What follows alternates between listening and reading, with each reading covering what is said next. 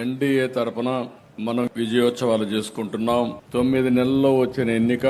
ఓసారి ఎన్నికలు చరిత్ర తిరగరాస్తా ఉంటాం. 2024లో జరిగిన ఎన్నికలు మీరు ఒక్కసారి చూస్తే చరిత్రలో 57% ఓటుతో 93% స్ట్రైక్ రేట్ వచ్చింది. అది ఒక చరిత్ర. 9 నెలల తర్వాత ఈ రోజు మీరు చూస్తే 2 గ్రాడ్యుయేట్స్ కాన్స్టిట్యున్సీలు మనం పోటీ చేస్తే 2 గెలిచామంటే ఇది ఒక చరిత్ర అని చెప్పి మీ అందరికీ తెలియజేస్తున్నా. ఇంకో పక్కన ఉత్తరాంధ్ర టీచర్స్ కాన్స్టిట్యున్సీ కూడా వేదిక పైనుండే 3 పార్టీలు 2 అభ్యర్థులకి మనం సహకరించాం.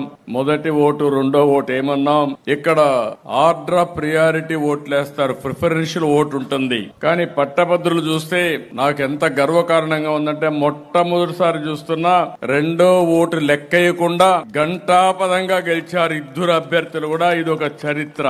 ఈ 2 కాకుండా ఇంకొక 3 పట్టభద్రుల ఎన్నికలు జరిగితే ఆ 3 కూడా గెలిచాం. నాకు తెలిసినంత వరకు ఇంత పెద్ద మెజారిటీలు ఎప్పుడూ రాలేదు. మొట్టమొదటిసారిగా అతి పెద్ద మెజారిటీతో గెలిపించారు. ఇది ఒక మన మీద ప్రజలకుండే విశ్వాసం అని మరొక్కసారి మీ అందరికీ తెలియజేస్తున్నా.